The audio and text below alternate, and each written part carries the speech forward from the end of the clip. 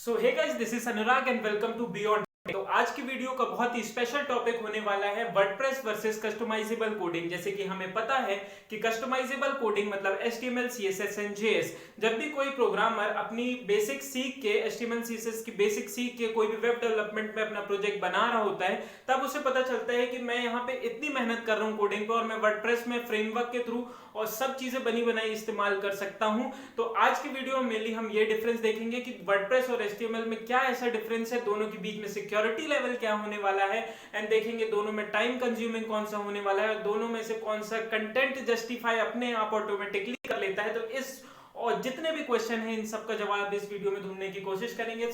So before starting अवर video में अपने बारे में थोड़ा बता देना चाहता हूँ। जैसे कि बहुत लोग जो मेरे से प्रीवियसली चैनल से जुड़े हुए थे चैनल से, तो वो चैनल मैंने डिसकंटिन्यू कर दिया क्योंकि मेरे कुछ पर्सनल रीजंस हैं, प्लेसमेंट्स चल रहे थे मेरे इस टाइम पे, तो मैं उस रीजन से वीडियोस उसमें पोस्ट नहीं कर पा रहा था रेगुलर, एंड इसलिए फिर मैंने वो चैनल ही डिसकंटिन्यू करके एक न्यू चैनल इंट्रोड्यूस किया जो कि है बियॉन्ड टेक। एंड ये बियॉन्ड टेक मैंने नाम इसलिए थोड़ा सा मैं बता देता हूँ एक्स्ट्रा एड ऑन पे।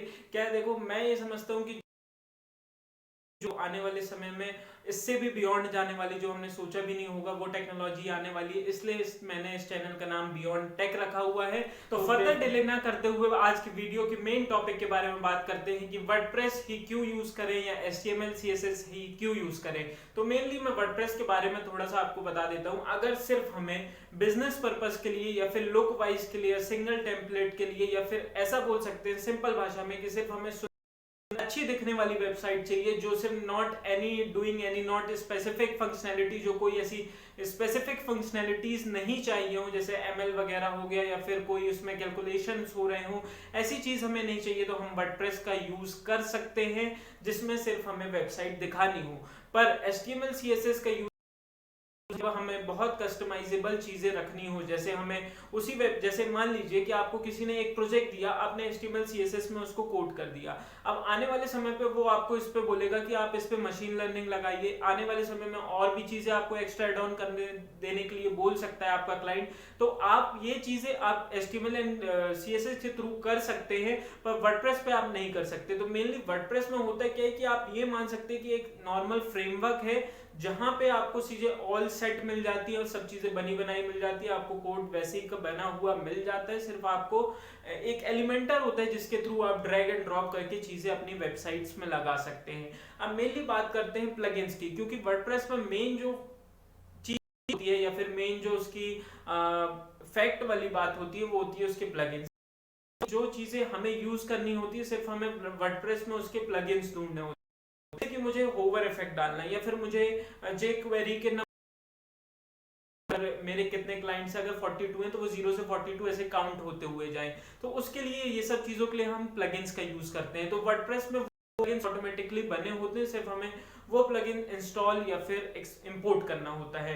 बेसिकली होता क्या है कि वो प्लगइन्स ऐसे भी हो सकते हैं कि सिक्योरिटी इशू में, अगर आप देखिए प्लगइन्स का कोड किसी और ने लिखा है, वो एज उसने फ्री बनाया है कि नहीं। देखिए मेन इशू ये भी आता है कि एक्सपेंसेस का, कुछ प्लगइन्स फ्री होते हैं, कुछ प्लगइन्स पेड होते हैं। अगर मान लीजिए कि आपने, अगर आपको A to Z काम करना है पर आपको A to B या A to C ही आपको प्लगइन फ्री मिल रहा है और आपको A to Z तक जाना है, तो वहां पे आपको एक्सपेंसेस देने पड़ेंगे और प्लगइन्स के बहुत सारे एक्सपेंसेस होते हैं। तो इसके बदले आप यही है कि आप HTML CSS का यूज कर लीजिए। अननेसेसरी और डिसएडवांटेज निकल के आता है कि प्लगइन्स लगाने से बहुत सारे एक्स्ट्रा एड ऑन चीजें, कोड हमें अपने वेबसाइट पे रखनी होती है, जिससे वेबसाइट बहुत हैवी हो जाती है, जिससे लोड होने पे या फिर कुछ भी होने पे उसमें टू मच टाइम लेती है।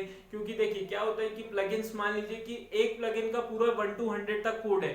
अब अपने को चाहिए है कि सिर्फ अपने को लिमिटेड प्लगइन का सिर्फ लिमिटेड चीज यूज करना है, पर अपने को पूरा कोड लगाना पड़ेगा तब हम वो चीज यूज कर सकते हैं। पर HTML CSS में क्या होता है, आप एफिशिएंटली कोड लिख के अपने काम का सिर्फ कोड लिख के अपना काम कर सकते हैं। की बात की जाए तो टाइम सेविंग आपको HTML CSS पे मिलेगी। अब बात करते हैं mainly security purpose, because security is the first priority. तो सिक्योरिटी मामले में बात करें तो बहुत सारे प्लगइन्स मतलब अपने आप खुद सिक्योरिटी मेंटेन करते हैं वर्डप्रेस में। पर बहुत से प्लगइन्स ऐसे भी होते हैं जो फ्री ऑफ कॉस्ट होते हैं, तो वहां पे लोग जो बनाए होते हैं, जो क्रिएटर होते हैं, वो बोल देते हैं कि भैया हमने free of cost as a hobby बनाया था, हमने आपके लिए वर्क करने के लिए नहीं बनाया था, तो वहां पे भी सिक्योरिटी इशू आ सकती है। पर यहाँ पे प्लगइन्स ये भी फायदा है कि प्लगइन्स में सिक्योरिटी लेवल पहले ही मेंटेन होती है।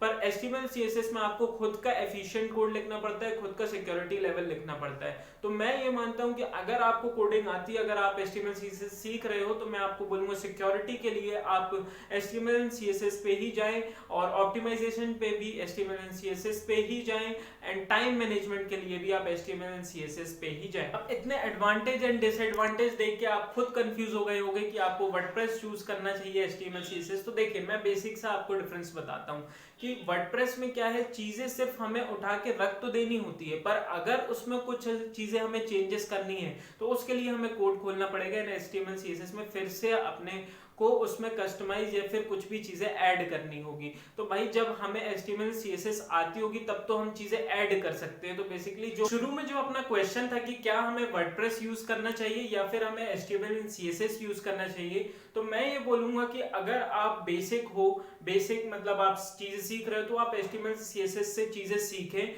और सीखने के बाद आप वर्डप्रेस पे भी जाएं एंड वहां से अपनी जो काम की चीज वहां से यूज करें और यूज करके रख सकते हैं। जैसे कि आप CSS एंड बूटस्ट्रैप, ये जो फ्रेमवर्क है, इनका भी नाम सुना होगा। जैसे आपको बार लगाना है या फिर कुछ भी अपने वेबसाइट पे लगाना है, जो एक्स्ट्रा एड ऑन चीजें होती हैं, जैसे search bar, navigation bar and scroller, तो ये सब चीजें आप वहां का आपको कोड मिल जाता है, कॉपी पेस्ट करके आप वेबसाइट पे लगा सकते हैं। वैसे आप वर्डप्रेस पे भी काम कर सकते हैं, वहां पे आपको चीजें बनी बनाई मिल जाएंगी, आप वहां से कोड देख के उसका उठा सकते हैं। तो मेनली बात कहने वाली ये है कि आपको HTML एंड CSS पे ही फेमिलियर होना पड़ेगा, तो ही आप ये सब चीजें काम कर सकते हैं। एंड लास्टली मैं आपको टिप देता हूं कि आप इससे कैसे अर्न कर सकते हैं। क्या होता है कि बहुत सारे लोग सिर्फ वर्डप्रेस पे काम करते हैं, पर क्या होता है कि जब भी कोई चेंजेस करने होते हैं, वर्डप्रेस पे एक्स्ट्रा चीजें ऐड ऑन करनी होती है, तो वो उन चीजें उन डेवलपरों से नहीं आ पाती। तो वो HTML CSS जो कस्टमाइज कोडिंग करते हैं, वो उनको बहुत सारे पैसे देते हैं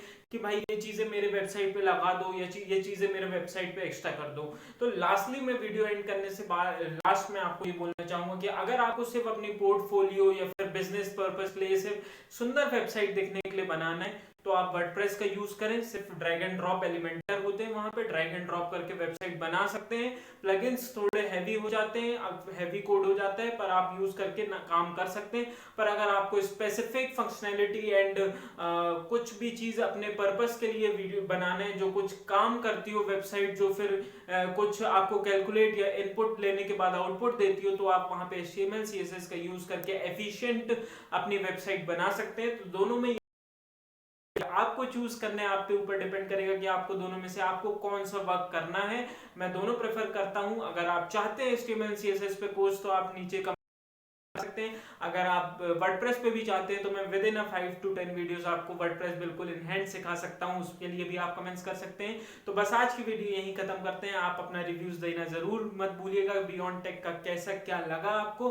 और आज की वीडियो बस यहीं खत्म करते हैं। लाइक एंड सब्सक्राइब करना मत भूलना। सो बाय फॉर नाउ।